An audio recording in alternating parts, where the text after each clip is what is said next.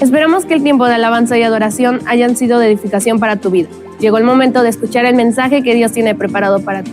Si esta transmisión está siendo de bendición para tu vida, compártela y no te desconectes. Aleluya. Gloria a Dios.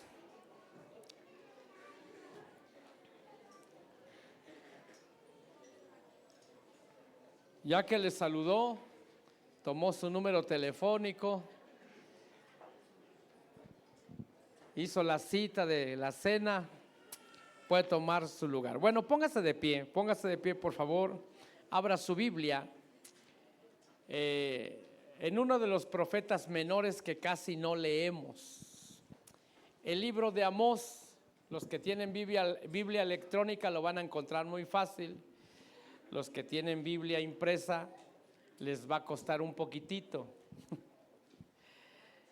Pero yo me acuerdo que Amós está en la Biblia y Amós aparece ahí. Amós profetizó, es uno de los profetas menores, y profetizó unos 50 años antes que Isaías.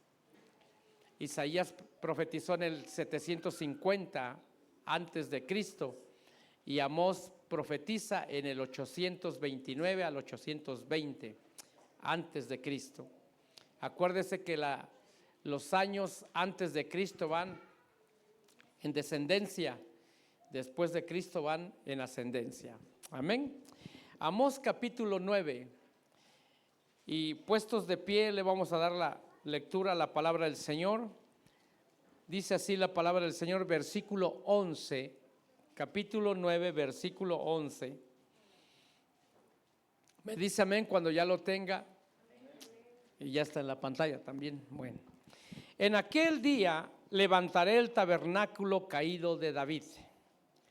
Repararé sus brechas, levantaré sus ruinas y lo reedificaré como en tiempos pasados, para que tomen posesión el remanente de Edom y de todas las naciones donde se invoca mi nombre, declara el Señor que hace esto. Versículo 13. He aquí vienen días, declara el Señor, cuando el arador alcanzará al segador y el que pisa la uva al que siembra la semilla, cuando destilarán vino dulce los montes y todas las colinas se derretirán. Restauraré el bienestar de mi pueblo Israel y ellos reedificarán las ciudades asoladas y habitarán en ellas. También plantarán viñas y beberán su vino y cultivarán huertos y comerán sus frutos. Amén. Oramos. Bendito Dios y Padre Celestial que estás en los cielos, te damos gracias en esta noche por permitirnos disfrutar de este tiempo. Ahora, Padre, te rogamos que tu palabra sea una semilla sembrada en nuestro corazón, que pueda, Señor, alumbrar nuestra vida y que podamos comer de esa semilla en el nombre de Jesucristo. Te damos muchas gracias, Espíritu Santo. Amén. Amén y amén. Puede sentarse. Voy a hablar un poco acerca de David. En la Biblia hay personajes favoritos, por ejemplo, David, Jacob, Abraham, Noé. Sin embargo, algunos se identifican más con algún personaje, aunque el ejemplo a seguir mayor es nuestro Señor Jesucristo. Amén.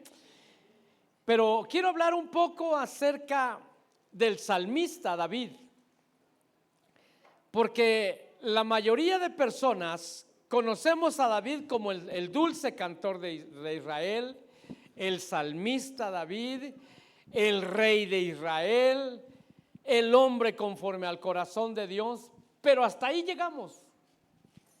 ¿O algún otro título que a usted se le recuerde que se habla de David? ¿Qué otro título tiene David? El hombre que mató a Urías Eteo. Ese no es tan agradable, ¿verdad? Era uno de sus escuderos fieles, leales.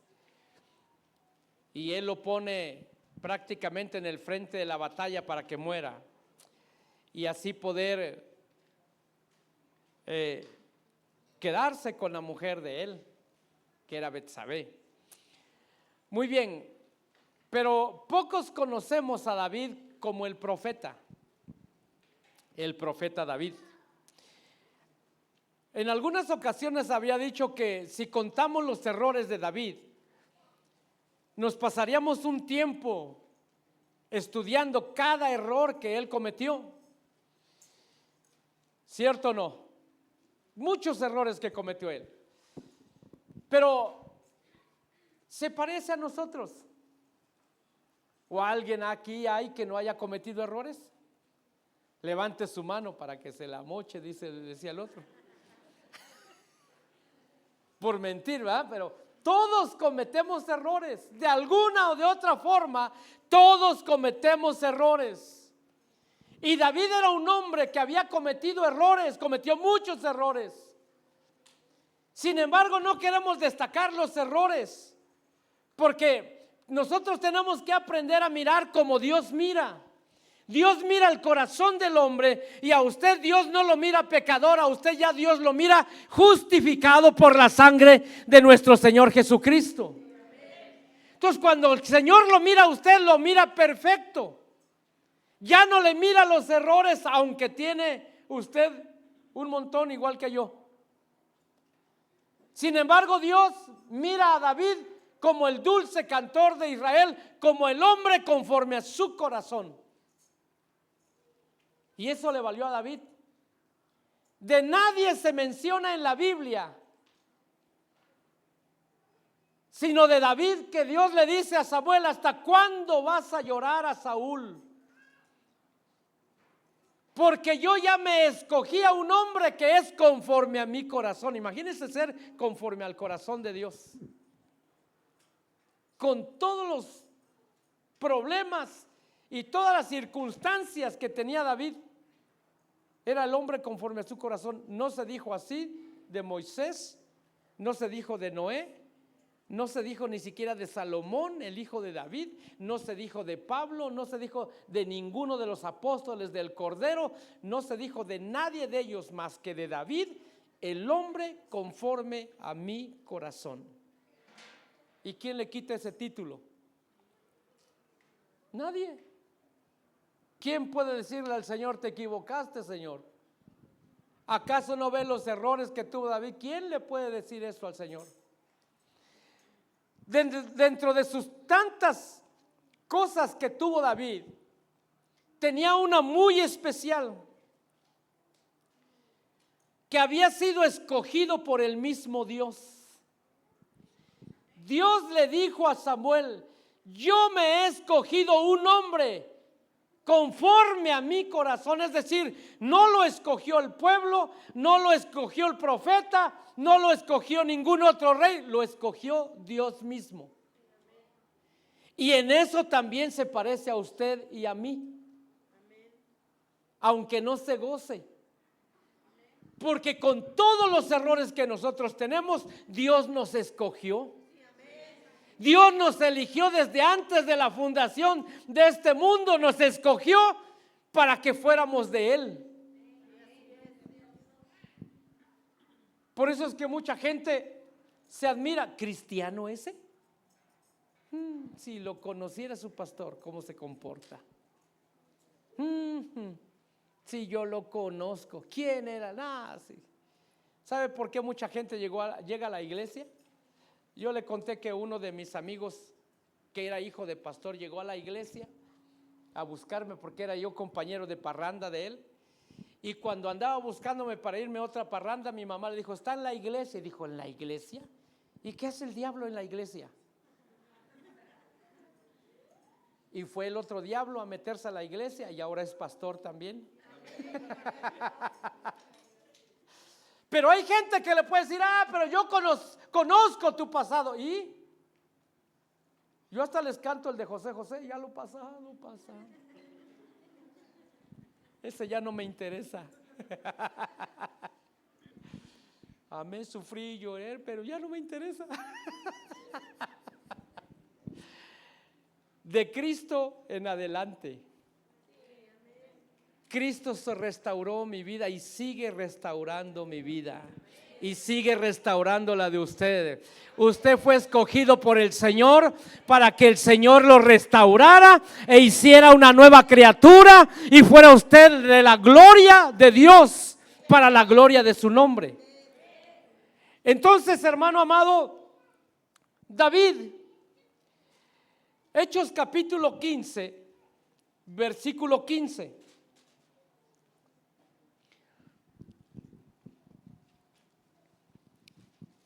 Y con esto concuerdan las palabras de los profetas, tal como está escrito: después de esto volveré y reedificaré el tabernáculo de David que ha caído. Amós lo dijo antes, pero Amós le añade no solamente que iba a restaurar el tabernáculo de David que estaba en ruinas, él lo menciona como que estaba en ruinas. ¿A qué le parece algo que está en ruinas? Abandonado. Tal vez no tan destruido, descompuesto, pero abandonado, en ruinas. Un lugar que se abandonó, sin pintura, húmedo, los ventanales quebrados, las lámparas también, todo sucio con animales. Descuidado, abandonado, está en ruinas. Pero el libro de los Hechos dice que ha caído. O sea, Amós decía que estaba en ruinas, pero todavía no había caído. Pero Amós le añade a la profecía, o le dice a la profecía, lo que el libro de los Hechos no menciona. Amós dice que entonces el arador alcanzará al sembrador. Vea bien lo que dice. Él está hablando de una restitución, de una restauración aún en los bienes. ¿Alguien ha perdido algo? ¿Cómo qué? Mire lo que dice Amós. He aquí vienen días, declara el Señor, cuando el arador alcanzará al segador. Es decir, mire, apenas usted está segando y cosechando lo que Dios le ha dado cuando ya le alcanzó el que viene arando. Apúrate a cosechar porque ya es necesario sembrar de nuevo. Mire lo impresionante que es esto. Y después dice, y el que pisa la uva, al que siembra la semilla. La uva representa el gozo, el vino del Espíritu Santo, el gozo, la alegría.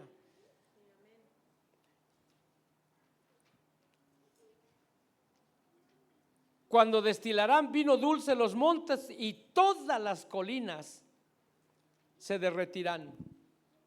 Es decir, la tierra producirá en a montón. ¿Quién siembra acá? ¿Hay algún agricultor? No hay nadie ahorita, ni cempasúchil hace, ¿verdad? Didi, ya deberías de haber sembrado cempasúchil. No, te ibas a rayar este año. Suri, ¿ya sembraste cempasúchil? Ernesto, ¿ya sembró cempasúchil? Imagínate, Ernesto, que apenas estés segando y ya te estés sembrando la otra parte, porque ya viene, en la tierra está produciendo al ciento, con una agilidad. Es decir, Dios iba a restaurar el bienestar de todo Israel. Por eso que cuando se declara Amós, este versículo me encanta, porque digo, ¿quién no quiere que le restauren el bienestar? Mire, por ejemplo, yo conocí el evangelio a los 14 años de edad y perdí muchos años por la juventud. Yo hubiera seguido al Señor desde los 14 años, yo no sé dónde estuviera ahorita, pero dejé pasar los años. Yo conocí al Señor por el 78, 79, 80, por ahí. Y lo vengo a recibir plenamente en el 94. Por eso, gracias a Dios por la juventud que está aquí y que empiezan a servir al Señor, porque no están desperdiciando sus años. Aunque los traten de locos, no, ¿qué vas a hacer a la iglesia todo el tiempo? Culto, culto, culto, iglesia, iglesia, iglesia, canto y canto y salta, que pierdes tu tiempo. No, se invierte el tiempo. La Biblia dice que cuando invertimos el tiempo en Él, a su tiempo recibiremos la recompensa. Entonces, hermano amado, regresamos al libro de los Hechos. Y dice: el tabernáculo de David que ha caído, reedificaré sus ruinas y lo levantaré de nuevo. Versículo 17. Esta es la parte importante en la que quiero tocar un momentito. Para que el resto de los hombres busque al Señor, y todos los gentiles que son llamados por mi nombre, dice el Señor, que hace saber todo esto desde tiempos antiguos. Muy bien. ¿Con qué fin el Señor va a reedificar el tabernáculo de David? Cuando se refiere a tabernáculo, son personas, son personajes, no es una tienda, porque cuando nosotros estudiamos la Biblia, David no tuvo un tabernáculo para el arca, él hizo una tienda de reunión. El tabernáculo lo construyó Moisés, pero David no tuvo tabernáculo. Por eso es que cuando va, mira su palacio, dice: yo viviendo en un palacio y el Señor viviendo en una tienda, y él tiene en su corazón construirle casa a Jehová, y Dios no se lo permite. Pero cuando habla, entonces se entiende que es un personaje. Pero un personaje, ¿cuál es el compromiso? ¿O para qué va a levantar el tabernáculo de David que ha caído? ¿Para qué? ¿Con qué propósito? Para que el resto de los hombres busque al Señor.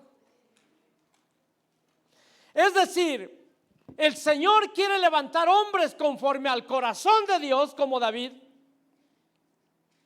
Conforme al corazón de Dios, no digo que sean perfectos, conforme al corazón de Dios, pero que sean ejemplos para todos los gentiles que no conocen todavía a Cristo. ¿Cómo fue ejemplo David como rey de Israel? Era el primero que buscaba la presencia del Señor, ¿o no? Amaba tanto la presencia del Señor que él escribió en cantidad de salmos. Yo me alegré con los que me decían: a la casa de Jehová iremos. Este es el día que hizo Jehová, me alegraré y me gozaré en él. Él amaba estar en la casa del Señor. Él amaba estar en la presencia del Señor. Era un ejemplo, porque cuando va a trasladar el arca, él iba en primer lugar. Y cuando llega a Jerusalén, él iba delante de todos, danzando, cantando, remolineando, tanto que su esposa se apenó de él. Ay, yo no conozco a este David, y luego es mi esposo. Ay, Dios mío. Porque hay algunas esposas que se apenan de él, les da vergüenza el esposo que tienen. Espero que la mía no. Ay, ¿cómo hacen esto? Y David no le importaba, pero él era un ejemplo. Era un ejemplo de humildad, era un ejemplo de rey, era un ejemplo de amor, era un ejemplo de un hombre que sabía humillarse bajo la presencia de Dios. Hermano amado, si algo nosotros debemos de intentar es de ser ejemplo, adentro y afuera. Que cuando la gente lo conozca y lo vea y lo identifique. Y ese es raro, como se ve en el buen sentido de la palabra, es que nunca le grita a su esposa. Al contrario, su esposa le grita a él. Y más ahora que ayer ya las empoderaron. Dios de mi vida. No ve que hasta dijo la nueva presidenta, dijo, díganme presidenta. Llegamos todas, dijo. Y cuando dijo eso dije, guárdame, Señor, del espíritu de Basti.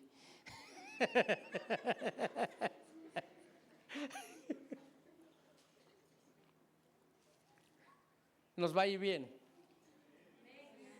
Dice un canto, no lo veo, pero lo creo. Y mientras haya una palabra, yo lo creo. Y seguro que llegará. Entonces nos va a ir bien. Para que el resto de los hombres busque al Señor.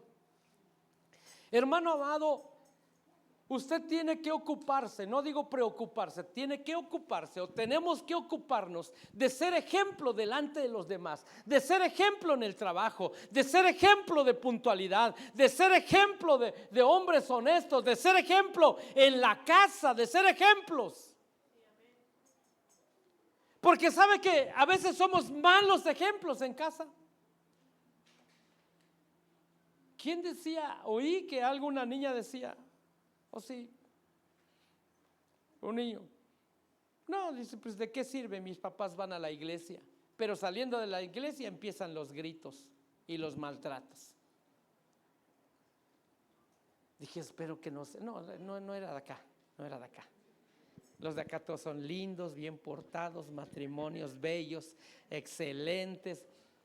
Dígame, levántese, amén, amén, pero dígalo con convicción. No lo ve, pero créalo. Entonces a veces somos muy malos ejemplos en casa. Nosotros tenemos que ser ejemplos de qué, de trato en la familia. ¿Sabe que a veces la gente no quiere contratar gente cristiana para trabajar? ¿Por qué cree? Porque yo la mayoría que he oído es, no, son bien flojos, no quieren trabajar, a todo le ponen peros. Y dije, ¿cómo? ¿Cristianos? Sí, cristianos. Llegan tarde, no van, son incumplidos. Yo he oído eso. Y cuando uno es cristiano, uno debe ser lo mejor. Si uno tiene un patrón, tiene que uno que ser lo mejor en el trabajo. Yo en mi trabajo, cuando yo trabajaba, porque ahora ya no trabajo, ya soy pastor, dicen que ya no trabajo. Cuando yo trabajaba en una empresa, usted conoce a unas personas que me conocieron trabajando allá, familiares, y todos me conocían como don Ernesto, pero todos sabían que era cristiano yo. Entonces tenía que ser ejemplo de puntualidad, y cada mes me sacaba mi premio de puntualidad, y nunca faltaba por ningún motivo al trabajo, nunca faltaba.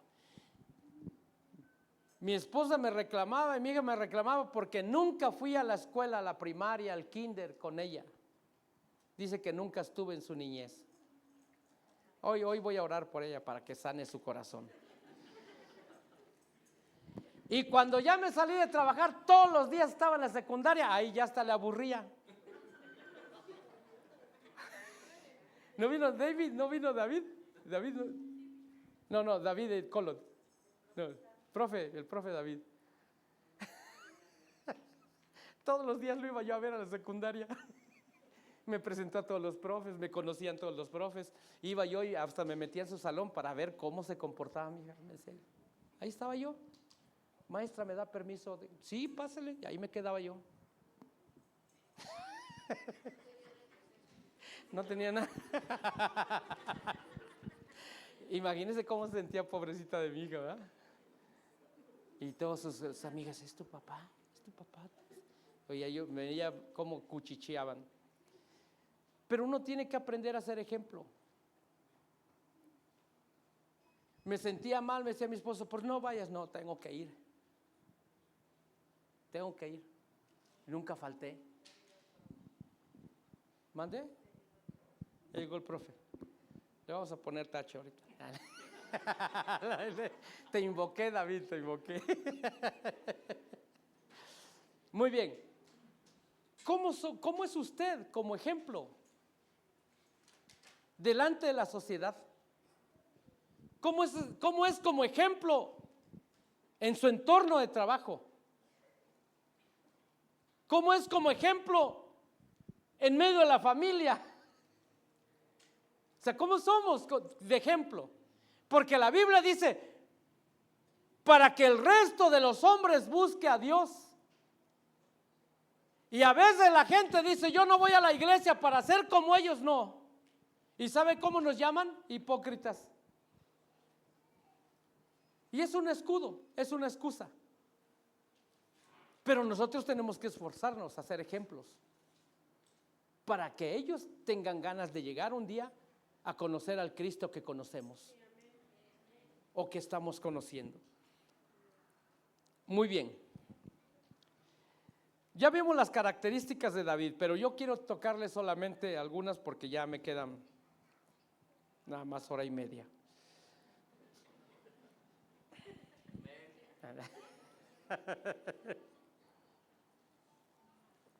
Como nada más tuvo un amén y nadie te apoyó, bueno, nos vamos a ir temprano. Libro de los Hechos, capítulo 2, versículo 30. Quiero ver el oficio profético de David.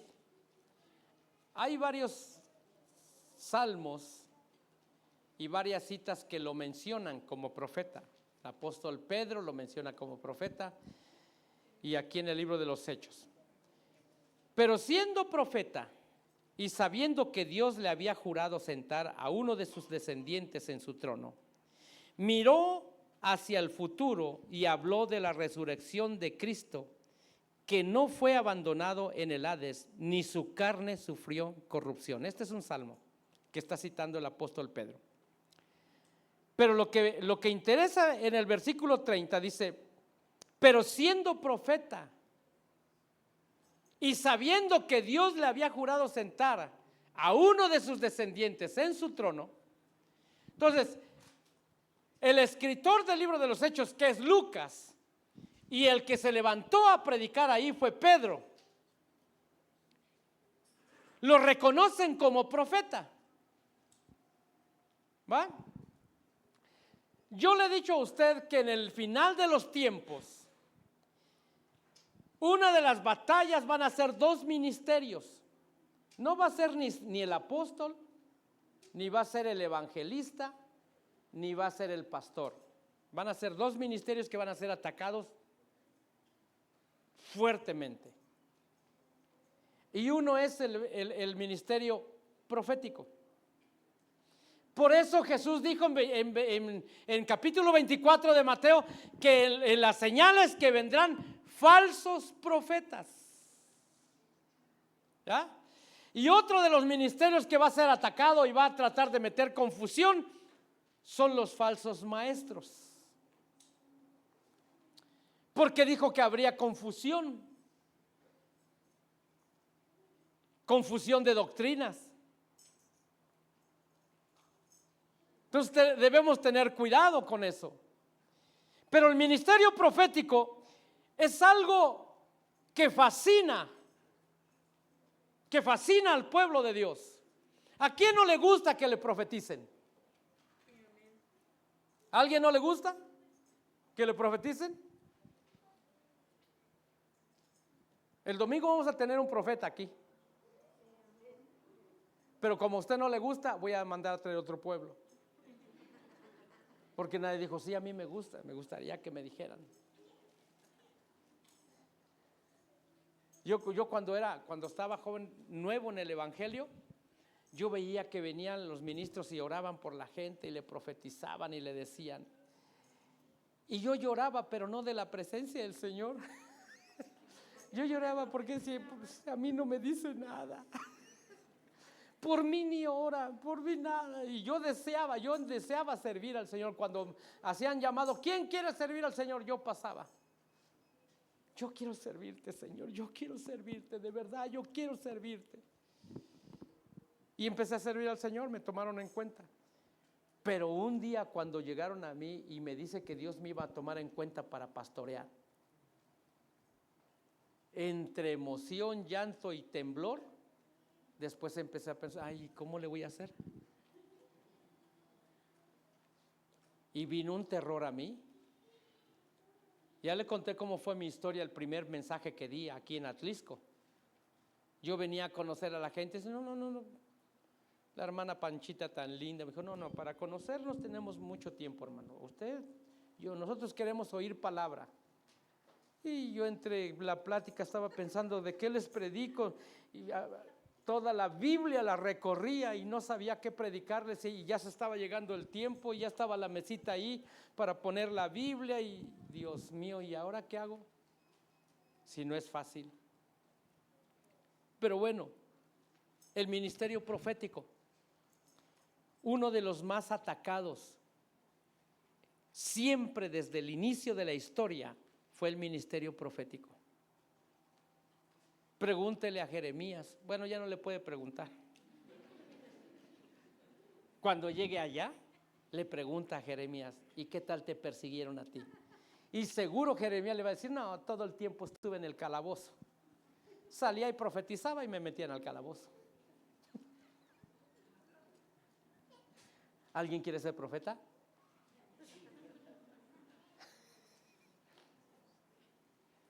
Y por ejemplo, Elías el profeta,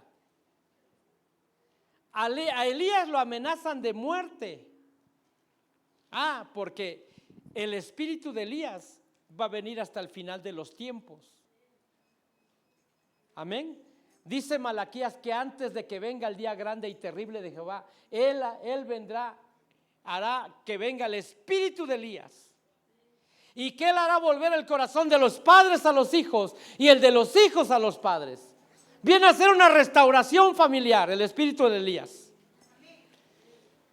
Y a Elías lo amenaza una identidad femenina llamada Jezabel.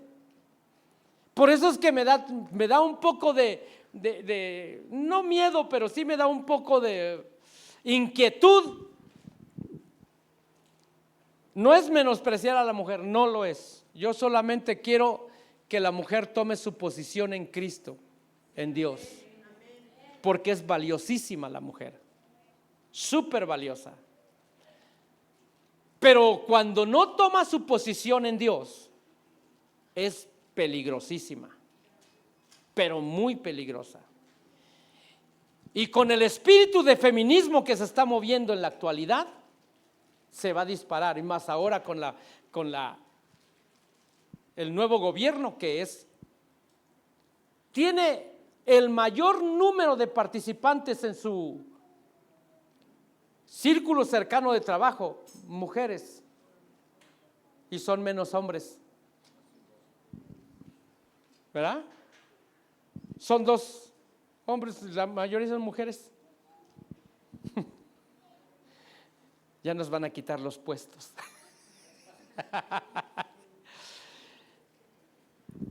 Cuando la mujer no toma su posición en Dios, es capaz de destruir un reinado. La Biblia lo dice. Entonces, mira, hermano amado, Jezabel viene y amenaza a uno de los profetas más grandes de la historia, al llamado profeta de fuego, Elías, que él solo se enfrentó a 850 profetas, 400 de Baal y 450 de Acera. Él solo los enfrentó. Y cuando cayó fuego del cielo en el altar de Elías que había edificado, manda matar a todos los profetas. ¿Sabe qué forma los mataron? Les cortaron la cabeza. Y entonces cuando se entera Jezabel, ni siquiera se lo dijo de frente, le envió un emisario: y díganle a ese hombre que si de aquí a mañana no tengo su cabeza como uno de los profetas. Y Elías dijo: no, ahí muere. Ya conocía a las mujeres, Elías. No, las mujeres cuando se enojan son cosas serias, Y huyó. Elías.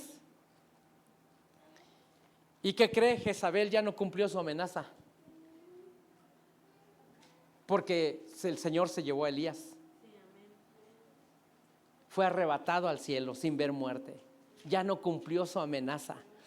Pero cuando viene Juan el Bautista en forma con el espíritu de Elías, y Juan el Bautista vestía similar a Elías y era ermitaño, y cuando viene él y predica el evangelio, porque él venía a abrirle campo al Señor Jesús, anunciarlo, pues era su equipo de campaña de Jesús. Era el que llegaba primero y hacía todo el rollo para que llegara Jesús y predicara. ¿O no? ¿No es eso? ¿O qué hacen los equipos de campaña? Van y ponen la bocina, arreglan, limpian acá y ponen sillas, todo bonito, y además para que llegue el mero mero y dé el discurso. Eso era Juan. Yo soy la voz del que clama en el desierto. Y entonces viene Juan, y entonces viene el espíritu de Jezabel en Herodias, la mujer de Herodes, esposa de su hermano. Y como viene Juan a restaurar una familia, porque le decía: a ti no te es permitido tener a la esposa de tu hermano. Lo que estaba haciendo Juan era tratar de restaurar un matrimonio, ¿o no? Pero a la mujer no le gustó, ni siquiera fue al rey. Herodes fue a ella. Y entonces el espíritu de Jezabel, movido en ella, le corta la cabeza a Juan, que era el espíritu de Elías. Después viene Jesús, tampoco le cortaron la cabeza, o sea, como Elías. Pero después de Jesús venimos nosotros. O sea que su cabeza está en juego.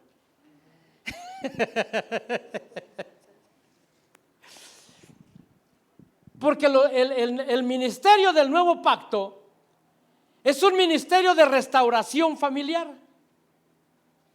Amén.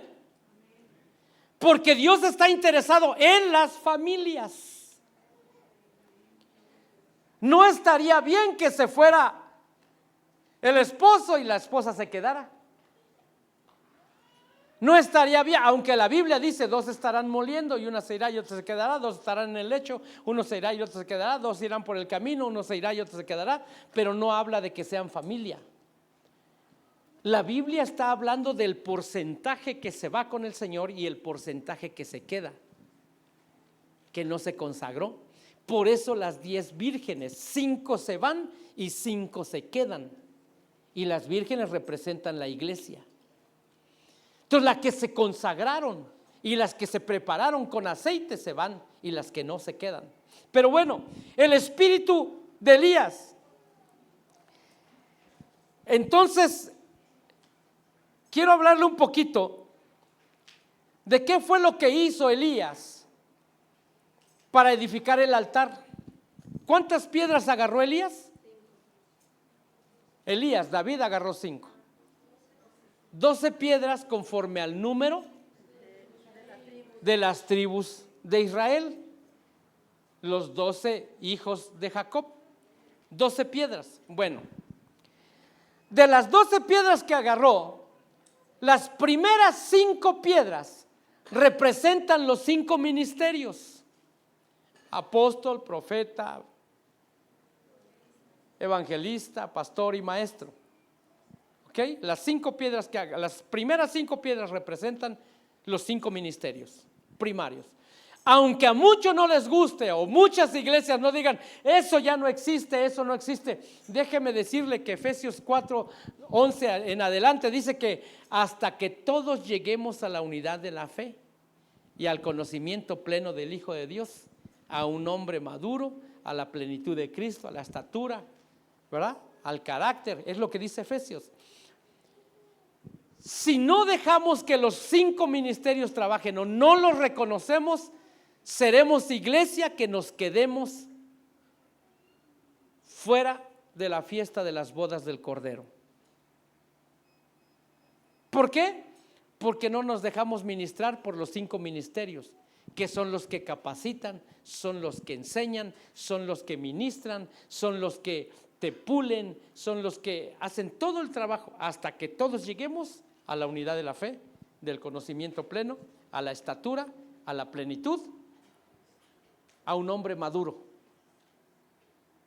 Son los ministerios.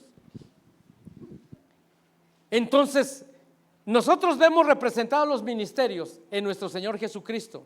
¿Qué es lo que hacen? Marcos capítulo 8, versículo 22.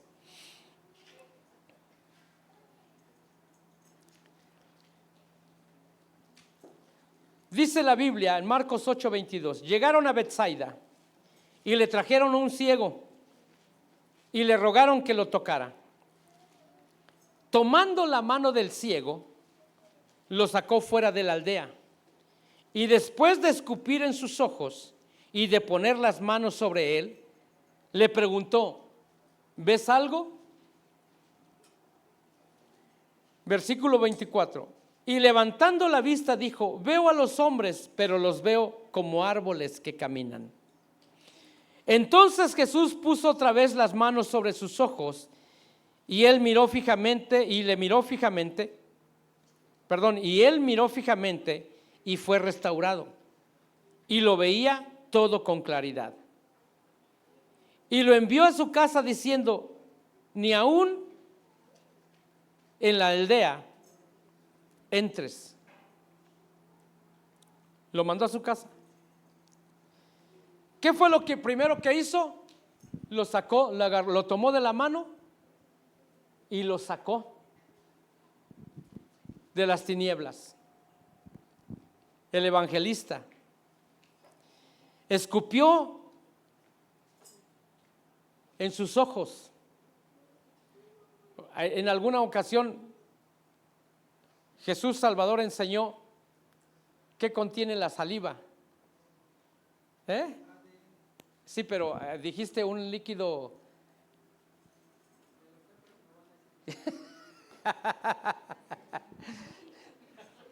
O sea, es el ADN, pero ¿cómo se llama el término de? Ok. Escupió en los ojos. Imagínense que venga Leo con un malestar en el ojo. Pastor, ore por mí. No, lo que voy a hacer, voy a escupir en tu ojo. ¿Sabe cuándo me vuelve a pedir oración? Nunca.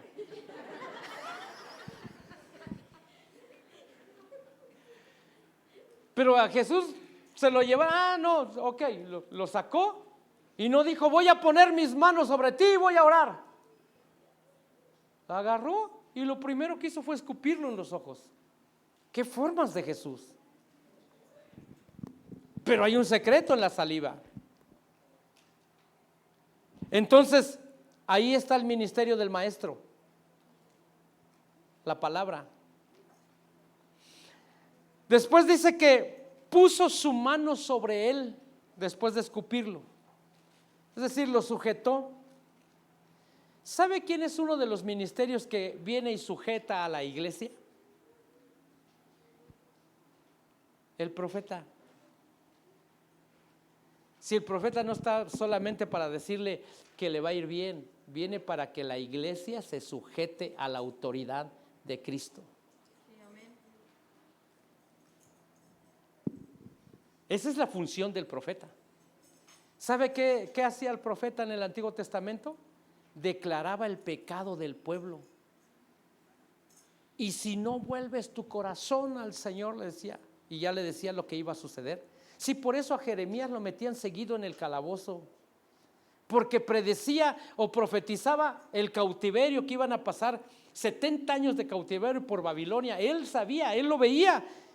Y cuando declaraba lo mal que le iba a ir, venía al pueblo. No le gustaba. ¿A quién le gusta que le digan que le va a ir mal?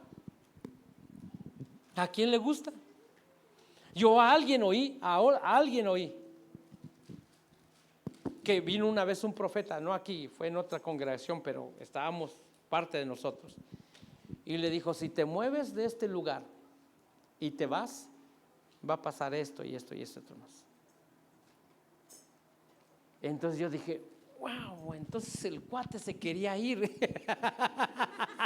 Ya está. Y vino el profeta y lo sujetó. Y ahí anda con el pastor, suavecito. Porque más nos vale sujetarnos a la palabra del Señor. Muy bien. Volvió a poner sus manos sobre sus ojos y le dio la visión. El apóstol.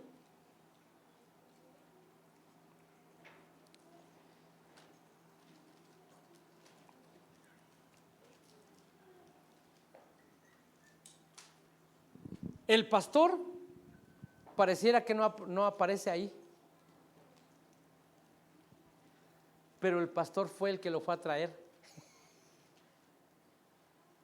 y lo sacó y se lo entregó al evangelista.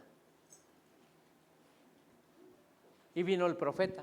Por eso es que es importante los 5 ministerios, amados hermanos. Y le decía la vez pasada a, no sé si a Isaac o a Suri, le decía, estoy desarrollando un mensaje que se llama las 7 características del profeta, basados en la vida de Jesús, para que sepamos qué es lo que un profeta tiene que hacer. ¿Cuál es la función de un profeta? No solamente profetizar, ¿cómo? ¿Qué es lo que tiene que hacer? Basados en Jesús. Entonces, hermano amado, nosotros tenemos que aprender a restaurar el altar o el tabernáculo de David que está caído. Pero la importancia del tabernáculo de David, como estamos viendo a David como profeta, tenemos que restaurar la misión o el ministerio o la función profética en nuestras vidas. ¿Sabe que la mayoría de cantos cuando llevan palabra son cantos proféticos? Porque se están declarando. Por eso es que a mí a veces le digo a Isaac, no canten esto, no me gusta. No es que no me gusta, es que a veces, imagínense, yo vengo cansado, desanimado y veo, cansado del camino. Pues en lugar de que me anime, por eso mucha gente chillaba, le tocaban el alma. Hay muchos cantos que son significativos, proféticos, que hay que declararlos. El que estábamos cantando por la fe, el último, es un canto profético y que le anima a su fe. Pero si usted no lo cree, no lo declara, ¿dónde quedó la fe? Por eso le decía, la fe sin una declaración no es nada. Y la declaración sin la fe tampoco es nada. Entonces tenemos que aprender a restaurar el ministerio, la función profética en nuestras vidas. Y usted va a decir, pero es de que yo no soy profeta. Yo tampoco soy profeta. Pero se puede, ya le enseñé los 4 niveles de la profecía, ya se los he enseñado muchas veces y se los vuelvo a repetir. El primer nivel es la palabra escrita, por eso es que necesitamos saber palabra, es la palabra escrita. Y usted puede agarrar un salmo y predicárselo o declarárselo a una persona. Mire, le conté la historia de la persona que me tocó orar en Playa del Carmen, en un hospital. ¿Quién me acompañó? ¿Tú o tú me acompañaste? ¿Tú fue cuando me mandaron a orar por una persona que estaba en el hospital? Pero alguien de ellos, yo me llevé a uno de ellos, mi amor, eran ellos, nomás que no se acuerdan. Por la señora que estaba enferma. ¿Quién fue? ¿Tú fuiste? ¿Por qué no dices, aquí estoy, pastora? Fui yo. Ay, vaquero, de veras. Pregunté el nombre y todo y subí a orar por ella. Y cuando la vi, estaba inconsciente. Y con toda sinceridad me estaba dando un poco de temor entrar a orar por ella, porque yo me recordaba de mi hermano Camilo y estaba casi idéntico. Y entonces atrás de mí estaba la enfermera. Yo no me di cuenta cuando llegó y me dijo, vaya, no tenga miedo. Entre, de verdad me dijo, cuando después razonando yo dije, Dios me habló, porque si no yo me hubiera regresado. Dijo, entre, no tenga miedo, ella la escucha, dice. aunque no se mueva, ella escucha, así que háblele. Y como eso ya lo había oído con mi papá también. El oído es el último que muere en las personas. Entonces yo me acerqué y le agarré la mano y le llamé por su nombre y le dije el nombre, le dije: no tengas miedo, soy fulano de tal, me mandó tu familia a orar por ti. Y empecé a explicarle algunas cosas. Le dije: te voy a leer un salmo, y le empecé a leer el Salmo 23. Y le empecé a leer el Salmo 23 porque el Salmo 23, hermano, en todo el capítulo, en el final del capítulo, habla de que nos vamos a ir. En el versículo 6 específicamente: el bien y la misericordia me perseguirán todos los días de mi vida, y en la casa de mi Padre moraré por largos días. ¿Sí? Entonces, cuando yo le dije eso y le expliqué: no tengas miedo, vas a ir a la casa de tu Padre, vas a hacer eso, y le empecé a ministrar, todo le empecé a ministrar, y esta palabra se la empecé a poner: no tengas temor, te vas a ir, los ángeles van a venir por ti y te van a llevar a la casa del Padre. Entonces yo empecé a orar, a ministrarle el perdón, la reconciliación, todo. Y cuando terminé de explicarle el Salmo 23, empecé a cantar un canto. Y exactamente cuando termino de cantar el canto, ella se va. ¿Sabe qué estaba haciendo con el salmo? Profetizándole. Porque para eso sirve la palabra. Solo que nosotros no sabemos usar esa función profética. Nosotros la usamos, pero al revés. Bueno, para nada, por eso nunca vas a lograr nada. Le está profetizando. ¿Y así quieres salir adelante? No lo vas a lograr. Le está profetizando. ¿Quieres ser profesionista y con 5 en tu calificación? Mejor salte de la escuela porque no sirves para estudiar. Le está profetizando. ¿Te acuerdas cómo le profetizabas al Misa? Tú puedes, mijo, tú puedes. Vino en su primer calificación de matemáticas, 0. Y ya mi esposa le empezó a orar: y tú puedes, mijo, tú eres inteligente, usa la inteligencia que solo Dios te dio y que no sé qué. Y yo nada más la oía. Como yo nunca estuve, pues ya de lejitos, no, ahí estuve. Y al otro día viene el chamaco bien contento: mamá, ya pude. ¿Qué eran? ¿Multiplicaciones? ¿Divisiones? Ya saqué bien. ¿De veras, mijo? ¿Cuánto sacaste? Una buena de 10. Y en lugar de regañar: gloria a Dios, mijo, qué bueno, ya viste, sí puedes ser. Y yo dije: por unos está. Pero ¿sabe qué estaba haciendo? Profetizándole. Nosotros tenemos que aprender a usar la palabra profética más segura, dice Pedro, el apóstol Pedro, más segura de todos los tiempos. Tenemos que aprender a hablar a nuestros hijos, tenemos que aprender a hablar a nuestro matrimonio, tenemos que aprender a hablar a nuestra casa, tenemos que aprender a hablar a nuestro trabajo, tenemos que aprender a hablarnos a nosotros mismos si es necesario, y profetizarnos. Hermano amado, vaya al espejo y mírese, y si algo no le parece, horque al que está ahí. Bueno, no lo horque, agárrelo del cuello y dígale: tú vas a salir adelante en el nombre de Jesucristo, tú no vas a terminar así. Y empieza a profetizarle. Pero nos da pena, hermano, no sabemos usar la palabra. Porque el problema de que tenemos nosotros es el problema que tenía David.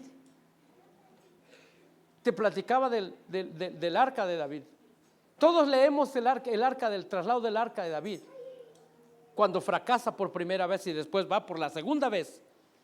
Pero lo leemos en el segundo libro de Samuel, capítulo 7 me parece que está.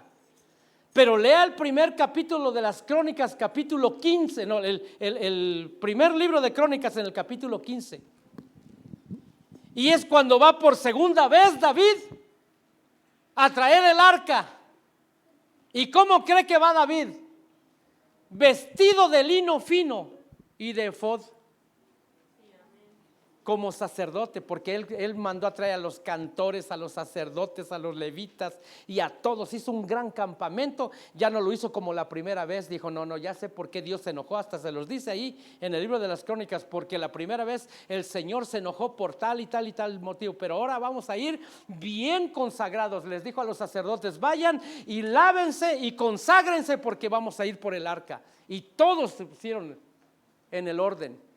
Pero David ya no fue con su ropa real, se fue con su ropa de sacerdote. Se vistió de lino fino y de efod como todos los sacerdotes, y se fue vestido de sacerdote. Por eso fue que Mical lo menospreció, porque dijo, primero se viste de sacerdote este cuate, y después se le estorba ¿cómo le llaman los padrecitos a esta? La túnica o lo que sea, y después la estorba y se la quita, y se queda en puros paños menores, en los calzones del sacerdote, porque también eran especiales, y empieza a brincar y a danzar y a dar vueltas y a traer el arca. Y Mical desde arriba, wow, este cuate. Y la Biblia dice, ya me pasé 10 minutos, Dios mío. La Biblia dice que David en su emoción hace una gran fiesta, sacrificios, y le da carne a toda la gente, les da tortas, pasas, todo, y los bendice al pueblo. A todo su pueblo lo bendice. Y ya que bendijo al pueblo y lo despidió, pueden irse en paz. Agarra la porción de carne, las tortas y el aceite, y se va a su casa. Porque dijo, voy a bendecir mi casa, porque ya bendije a todo mi pueblo, pero falta mi casa. Y cuando llega a su casa para bendecir su casa, Mical está esperándolo. Es la hija del rey y la esposa del rey. ¿Y sabe qué hizo Mical? Lo menospreció. No valoró todo el trabajo de David. Lo menospreció, dice la Biblia, lo menospreció en su corazón. Porque sabe que es un problema. Yo le hablaba a los pastores en República Dominicana. Es que muchos en el púlpito predicamos bien y nos aceptan. La gente nos acepta, pero en nuestra casa a veces no nos aceptan. Nos menosprecian. No valoran nuestra bendición, el trabajo. Usted tiene un sacerdote en su casa. Las que son casadas, las que no, búsquense un sacerdote. No, un sacerdote, no un pagano impío, no, un sacerdote. Un sacerdote. ¿No es bonito vivir con un sacerdote? No te digas que no ibas a...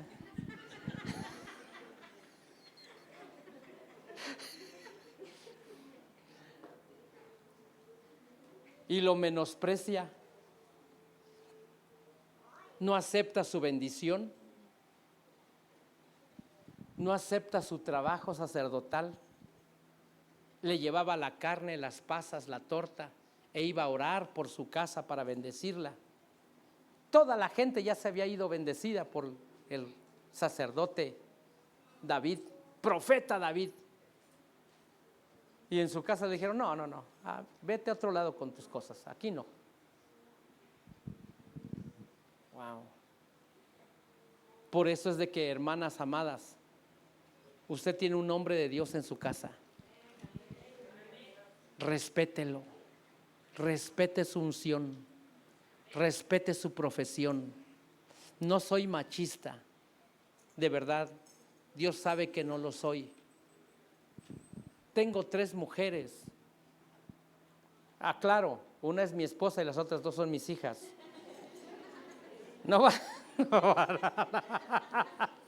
Y dice que no es machista. Y luego las junto a las 3, imagínense. No soy machista, aunque mi hija dice que soy el machista número 1 de México. Le digo que no, Dios sabe que no. Pero la mujer debe aprender a respetar la función del sacerdote. Y el sacerdote debe aprender a sujetarse a la orden de Cristo. Porque si el sacerdote no se sujeta a la orden de Cristo, ¿cómo quiere que se le sujete su casa? Amén. Es un orden. Póngase de pie porque ya va a llover.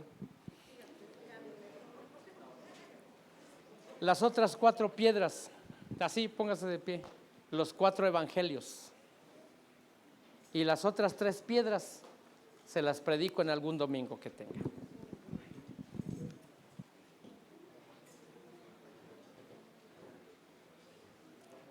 Cinco y 4, 9 y 3 que faltan, 12.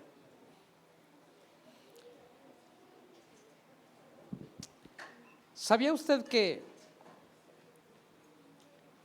Isaac profetizó sobre sus hijos y su casa? Jacob profetizó sobre sus hijos y su casa. Moisés profetizó sobre Israel.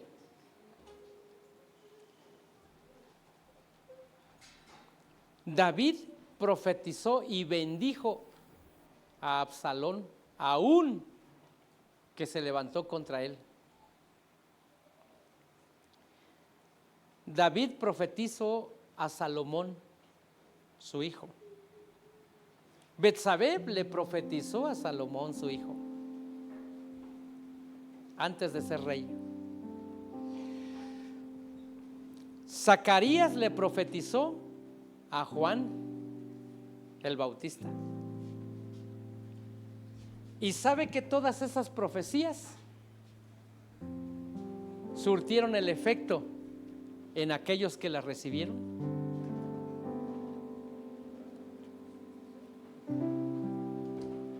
¿No sabes ese canto? No lo veo, pero lo creo. ¿No, verdad? Otro día lo cantamos. Es un canto. La cantante se llama Raiza, no sé qué. Después te lo paso. Yo y mis cantos raros, ¿verdad?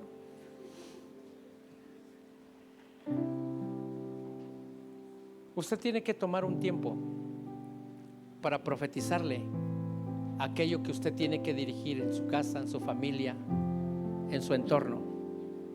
Profetícele a su trabajo, profetícele a su patrón, profetícele a su patrona. Iba a decir a su señora, no, a su esposa. Profetícele a su esposa. Profetícele, de verdad. Le hablo en serio. O profetice sobre su casa. Profetice sobre su propia vida.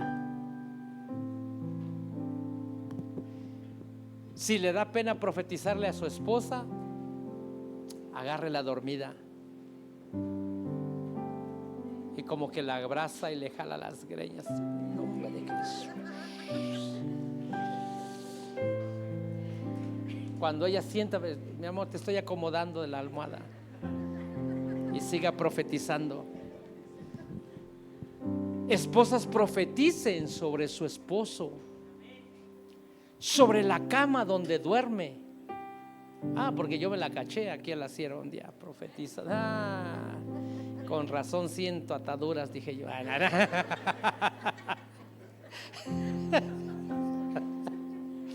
Y ahí estaba, dice que estaba tendiendo. Mira nomás qué estrategia. Ya les di estrategias, mujeres, ¿eh? Profetice sobre sus hijos. Vas a ser un siervo de Dios. Si usted quiere que sea un siervo.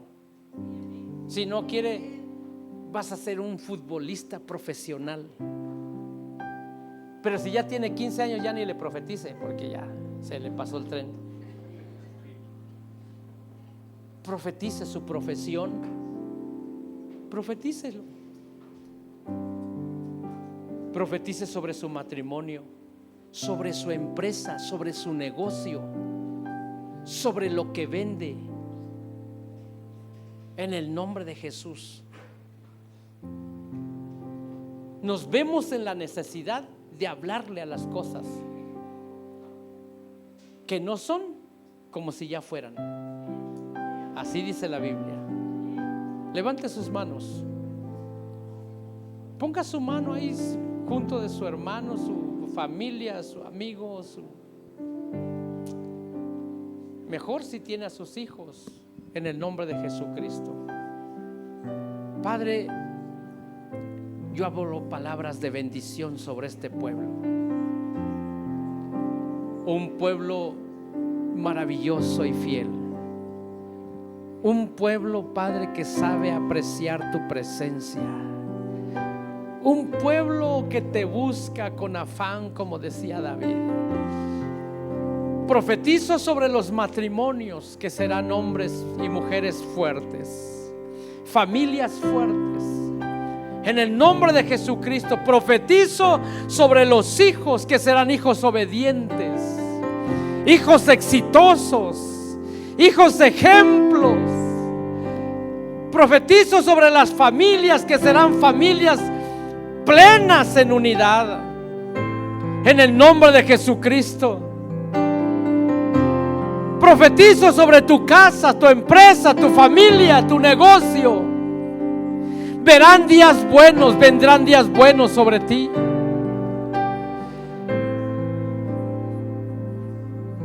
Jehová bendecirá tu casa de tal manera que vivirás un evangelio dichoso, feliz, pleno, en el nombre de Jesucristo.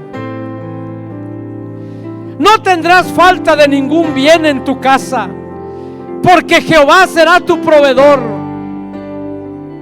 No sufrirás escasez, porque Jehová sustentará tu casa, tu familia. Aunque hayas fracasado una vez, no estás destinado al fracaso. Estás destinado a ser restaurado, restaurada, en el nombre de Jesucristo. Bendigo tu casa, tu trabajo, tu empleo. Que las puertas de oportunidades se abran delante de ti. Pero sé ejemplo para que el resto de los hombres busque al Señor. Que Jehová te bendiga y te guarde. Que Jehová haga resplandecer su rostro sobre ti y tenga de ti memoria. Que te bendiga con las fuentes de arriba y las fuentes de abajo. Declaro sobre los hijos que no tendrán muerte prematura. Declaro que no morirás de enfermedad. Que tus años se alargan sobre la tierra y verás días buenos. Declaro que los matrimonios serán restaurados, las familias restauradas, y que serás ejemplo en la ciudad donde Dios te puso. En el nombre poderoso de Jesús. Amén. Amén. Amén. Dale palmas al Rey.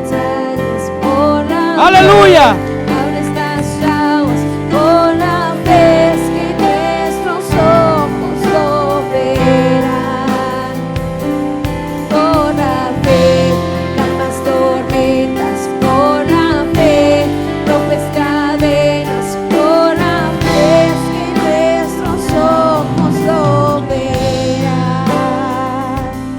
Con la fe es que nuestros ojos lo verán. Gracias por quedarte hasta el final. Esperamos que este tiempo haya sido de gran bendición para tu vida. Te esperamos en nuestro siguiente servicio. Síguenos en nuestras redes sociales para estar al día. Bendiciones.